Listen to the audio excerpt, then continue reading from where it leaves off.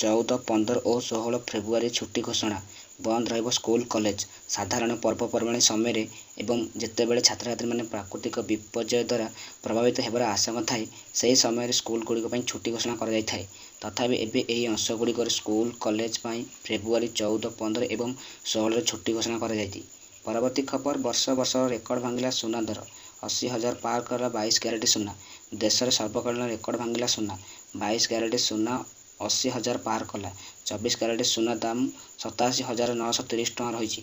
ସେହିପରି 22 କ୍ୟାରେଟ ସୁନା ଦର 80,600 ଟଙ୍କା ରହିଛି। ପରବର୍ତ୍ତୀ ଖବର ମାର୍ଚ୍ଚ 8ରେ ଦ୍ୱିତୀୟ କିସ୍ତି ସୁଭଦ୍ରା ଟଙ୍କା। ହେଲେ ଏମାନଙ୍କୁ ସୁଭଦ୍ରା ଟଙ୍କା ମିଳିବନି। ତେବେ କେଉଁମାନେ ସୁଭଦ୍ରା ଟଙ୍କା ପାଇବେନି? ଆବେଦନ କରିଥିଲେ ବି କଟିଯିବ ନା? ଜାଣନ୍ତୁ ରାଜ୍ୟ ସରକାରଙ୍କ ଗାଇଡଲାଇନ୍ କ'ଣ ରହିଛି। ଯେଉଁମାନେ ମହିଳାମାନେ ନିମ୍ନଲିଖିତ ମାନଦଣ୍ଡ ମଧ୍ୟରୁ କୌଣସିଟି ପୂରଣ କରୁନାହାନ୍ତି, ସେହିମାନେ ଏହି ଯୋଜନା ଅଧୀନରୁ ଲାଭ ପାଇବାକୁ ଅଯୋଗ୍ୟ ହେବେ। ପରବର୍ତ୍ତୀ ଖବର ରାଜ୍ୟରେ ବଢ଼ୁଛି ଥଣ୍ଡା, କମୁଛି ପାରଦ। ଦିନକୁ ଦିନ ରାଜ୍ୟରେ ବଢ଼ୁଛି ଥଣ୍ଡା, କମୁଛି ପାରଦ। ଗତ 24 ଘଣ୍ଟାରେ ଝାରସୁଗୁଡ଼ାରେ ସର୍ବାଧିକ ତାପମାତ୍ରା 34 ଡିଗ୍ରୀ ସେଲସିୟସ୍ ରେକର୍ଡ କରାଯାଇଛି। ମାଲକାନଗିରି 34 ଡିଗ୍ରୀ ରେକର୍ଡ ହୋଇଥିବା ବେଳେ 32 ସହରରେ ତାପମାତ୍ରା 30 ଡିଗ୍ରୀ ରହିଛି। ସର୍ବନିମ୍ନ ତାପମାତ୍ରା ରାଉରକେଲାରେ 8.8 ଡିଗ୍ରୀ ରହିଥିବା ବେଳେ ପୂର୍ବରୁ ସବୁଠୁ କମ୍ ତାପମାତ୍ରା ରହୁଥିବା ଦାରିଙ୍ଗବାଡ଼ିରେ ସର୍ବନିମ୍ନ ତାପମାତ୍ରା 15.5 ଡିଗ୍ରୀ ରେକର୍ଡ କରାଯାଇଛି। ପରବର୍ତ୍ତୀ ଖବର ମହାକୁମ୍ଭରେ ବୁଡ଼ ପକାଇଲେଣି 43 କୋଟିରୁ ଅଧିକ ଶ୍ରଦ୍ଧାଳୁ। 50 କୋଟି ଡେଇଁବାକୁ ଅନୁମାନ।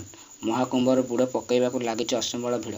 ସେ ବସନ୍ତ ପଞ୍ଚମୀ କୁହନ୍ତୁ କି ପୁଷ ପୂର୍ଣ୍ଣିମା ଅବା ମୌନ ଅମାବାସ୍ୟା, ସରଙ୍ଗମରେ ବୁଡ଼ ପକାଇବାକୁ ଲାଗିଛି ଗହଳି। ଲୋକଙ୍କ ସରଗମ ଏବଂ ଏତେ ଲାଗି ରହିଛି, ସଙ୍ଗମସ୍ଥଳ ଆଡ଼କୁ ମାଡ଼ି ଯାଉଛି ଜନସମୁଦ୍ର। ମାଘ ପୂର୍ଣ୍ଣିମା ଥିବାରୁ ସରଙ୍ଗମରେ ପବିତ୍ର ସ୍ଥାନ ପାଇଁ ଭକ୍ତମାନଙ୍କ ସରଗମ ଦେଖିବାକୁ ମିଳିଛି। ପରବର୍ତ୍ତୀ ଖବର ପୁରୀରେ ବସିବ 2025-26 ବର୍ଷ ପାଇଁ ପଞ୍ଜିକ ସମିତିଙ୍କ ବୈଠକ।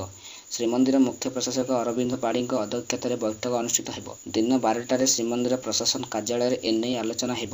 ବୈଠକରେ ଶ୍ରୀମନ୍ଦିର ନୀତି ପ୍ରଶାସନ, ଉନ୍ନୟନ ପ୍ରଶାସନ, ପଞ୍ଜୀକରଣମାନଙ୍କୁ ସମେତ ପୂଜା ମଣ୍ଡପ ନିୟୋଗ ଓ ମୁକ୍ତି ମଣ୍ଡପ ସଦସ୍ୟମାନେ ଉପସ୍ଥିତ ରହିବେ। ପରବର୍ତ୍ତୀ ଖବର ଯୁଦ୍ଧକାଳୀନ ଭିତ୍ତିରେ କାର୍ଯ୍ୟ କରୁଛି ଭାରତୀୟ ରେଳବାଇ। ଭାରତୀୟ ରେଳବାଇ ଭକ୍ତମାନଙ୍କୁ ପରିବହନ ସେବା ଦେବା ପାଇଁ ଯୁଦ୍ଧକାଳୀନ ଭିତ୍ତିରେ କାର୍ଯ୍ୟ କରୁଛି। ପ୍ରୟାଗରାଜ ମହାକୁମ୍ଭ ସମୟରେ ଭକ୍ତମାନଙ୍କୁ ଆଣିବା ଏବଂ ସେମାନଙ୍କ ଘରକୁ ଫେରାଇବା ନେବା ଲାଗି ରେଳବାଇ ସବୁ ପ୍ରକାର ପଦକ୍ଷେପ ନେଉଛି। ଗୋଟିଏ ଦିନ ପୂର୍ବରୁ ଏକ ଭୁଲ ଗଣମାଧ୍ୟମକୁ ରିପୋର୍ଟ ଉପରେ କେନ୍ଦ୍ର ରେଳମନ୍ତ୍ରୀ ଅଶ୍ୱିନୀ ବୈଷ୍ଣବ ପ୍ରତିକ୍ରିୟା ରଖିଛନ୍ତି। ପରବର୍ତ୍ତୀ ଖବର ୱେବସାଇଟରେ ମାଟ୍ରିକ ଆଡମିଟ୍ କାର୍ଡ ଉପଲବ୍ଧ।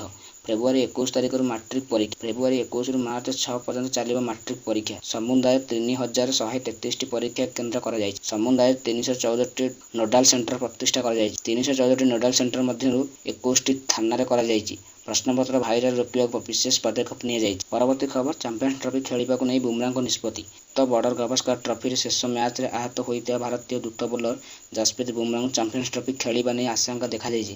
19 ତାରିଖରୁ ପାକିସ୍ତାନ ଓ ଦୁବାଇରେ ଖେଳିବାକୁ ଥିବା ଏହି 8 ଦଳୀୟ ପ୍ରତିଯୋଗିତା ଚୂଡାନ୍ତ ଦଳ ଘୋଷଣା ମଙ୍ଗଳବାରକୁ ଧାର୍ଯ୍ୟ କରାଯାଇଛି। ପରବର୍ତ୍ତୀ ଖବର ଶ୍ରୀମନ୍ଦିରରେ ପୁଣି 2 ଦିନ ବନ୍ଦ ରହିବ ରତ୍ନଭଣ୍ଡାର ମରାମତି କାର୍ଯ୍ୟ। 2 ଦିନ ବନ୍ଦ ରହିବ ରତ୍ନଭଣ୍ଡାର ମରାମତି କାମ।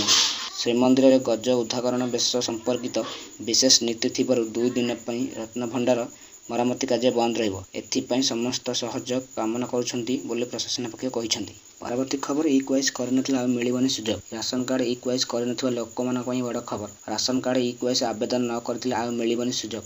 ଆସନ୍ତା 15 ତାରିଖରେ ରାସନ କାର୍ଡ ଆବେଦନ ଶେଷ ତାରିଖ। ଆଉ ସମୟ ଅବଧି ବଢ଼ିବ ନାହିଁ।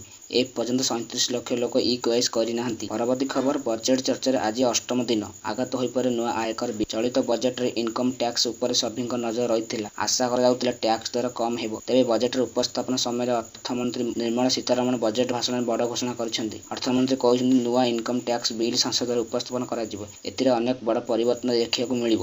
ପରବର୍ତ୍ତୀ ଖବର ସୁଭଦ୍ରା ଟଙ୍କା ପାଇବାରୁ ବଞ୍ଚିତ ହେବେ 2.5 ଲକ୍ଷ ଯୋଗ୍ୟ ହିତାଧିକାରୀ। ଡିବିଟି ଏବଂ ଇ-କ୍ୱାଇସି ନଥିବାରୁ ଆସିବନି ଟଙ୍କା। ସୁଭଦ୍ରା ଯୋଜନାରେ 2.5 ଲକ୍ଷ ଯୋଗ୍ୟ ହିତାଧିକାରୀ ମହିଳାଙ୍କୁ ମିଳିବନି ସୁଭଦ୍ରା ଟଙ୍କା। ଚତୁର୍ଥ ପର୍ଯ୍ୟାୟରେ 18 ଲକ୍ଷ ମହିଳାଙ୍କ ଆକାଉଣ୍ଟକୁ ଟଙ୍କା ଯାଇଥିବା ବେଳେ ମୋଟ 98 ଲକ୍ଷ ହିତାଧିକାରୀଙ୍କୁ ଟଙ୍କା ମିଳିଛି।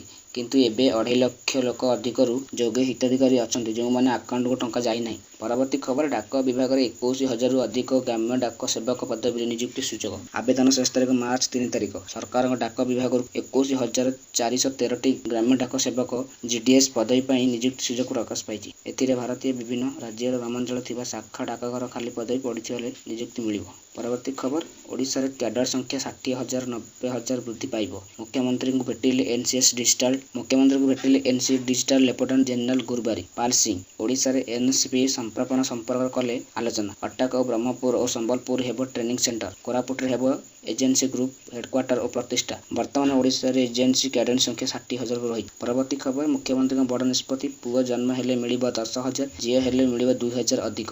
କାର୍ଯ୍ୟକାରୀ ହେଉଥିବା ମମତା ଯୋଜନା ସହିତ ପ୍ରଧାନମନ୍ତ୍ରୀ ମାତୃ ବନ୍ଦନା ଯୋଜନା ମିଳିତ ଭାବେ କାର୍ଯ୍ୟକାରୀ କରାଯିବ। ଏଥିରେ କନ୍ୟା ସନ୍ତାନକୁ ଜନ୍ମ ପାଇଁ ଗର୍ଭବତୀ ମାଙ୍କୁ 2,000 ଟଙ୍କା ଅଧିକ ଟଙ୍କା ପ୍ରଦାନ କରାଯିବ। ପରବର୍ତ୍ତୀ ଖବର ପ୍ରତି ବ୍ଲକରେ ହେବ ଷ୍ଟାଡିୟମ। ଓଡ଼ିଶାରେ ସମସ୍ତ 314 ବ୍ଲକରେ ଷ୍ଟାଡିୟମ ନିର୍ମାଣ କରାଯିବ। ବ୍ଲକସ୍ତରୀୟ ଷ୍ଟାଡିୟମ ନିର୍ମାଣ କରିବା ପାଇଁ ନିମନ୍ତେ 4,114 କୋଟି ଟଙ୍କାର ବ୍ୟୟ ଅଟକଳ ସ୍ଥିର କରାଯାଇଛି। ଏହି ବ୍ଲକସ୍ତରୀୟ ଷ୍ଟାଡିୟମ ପ୍ରାୟ 8ରୁ 10 ଏକର ସ୍ଥାନରେ ନିର୍ମାଣ କରାଯିବ। ପରବର୍ତ୍ତୀ ଖବର ବାରବାଟୀ ଷ୍ଟାଡିୟମରେ ପ୍ରତିବର୍ଷ ହେବ ଆନ୍ତର୍ଜାତିକ କ୍ରିକେଟ। ବାରବାଟୀ ଷ୍ଟାଡିୟମରେ ଗତ 9 ତାରିଖରେ ଭାରତ ଇଂଲଣ୍ଡ ମଧ୍ୟରେ ଚାଲିଥିବା ଦିନିକିଆ ମ୍ୟାଚରେ ଷ୍ଟାଡିୟମର 6ଟି ଫ୍ଲଡ ଲାଇଟ୍ ମଧ୍ୟରୁ ଗୋଟିଏ ହଠାତ୍ ବନ୍ଦ ହୋଇଯିବା ଘଟଣା ଉପରେ ସମସ୍ତ ବିସ୍ତୃତ ସୂଚନା ଦିଆଯାଇଛି। ରାଜ୍ୟ କ୍ରୀଡ଼ାମନ୍ତ୍ରୀ ସୂର୍ଯ୍ୟକାନ୍ତ ସୁରଜ କହିଛନ୍ତି। ପରବର୍ତ୍ତୀ ଖବର ଉଚ୍ଚଶିକ୍ଷିତ ମହିଳାମାନେ ଚାକିରି ନକରି କରୁଛନ୍ତି ଚାଷ। ବାଲେଶ୍ୱରରେ ଚାକିରି ନକରି ଚାଷ ପ୍ରତି ମନ ବଳାଉଛନ୍ତି ଜଣେ ମହିଳା। 5 ବର୍ଷ ଧରି ବିଭିନ୍ନ ପ୍ରକାର ଚାଷ କରି ସ୍ୱାବଲମ୍ବୀ ହୋଇଛନ୍ତି। ଏଭଳି ଦେଖିବାକୁ ମିଳିଛି ବାଲେଶ୍ୱର ଜିଲ୍ଲା କହ୍ନେଇପଞ୍ଜା ପଞ୍ଚାୟତ କୁଟାରୀ ଗ୍ରାମରେ। ପରବର୍ତ୍ତୀ ଖବର ଖୁବ୍ ଶୀଘ୍ର ଭୁବନେଶ୍ୱରରେ ଜୟଦେବ ବିହାର ନନ୍ଦନକାନନ ଫ୍ଲାଏର ଓଭର ବ୍ରିଜ୍। ଭୁବନେଶ୍ୱର ଜୟଦେବ ବିହାରରୁ ନନ୍ଦନକାନନ ସଂଯୋଗ କରୁଥିବା ବ୍ୟସ୍ତବହୁଳ ରୁଟ୍ ଉପରେ ପ୍ରଭାବିତ ଫ୍ଲାଏର ଓଭର ବ୍ରିଜ୍ ଖୁବ୍ ଶୀଘ୍ର ନିର୍ମାଣ କରାଯିବ ବୋଲି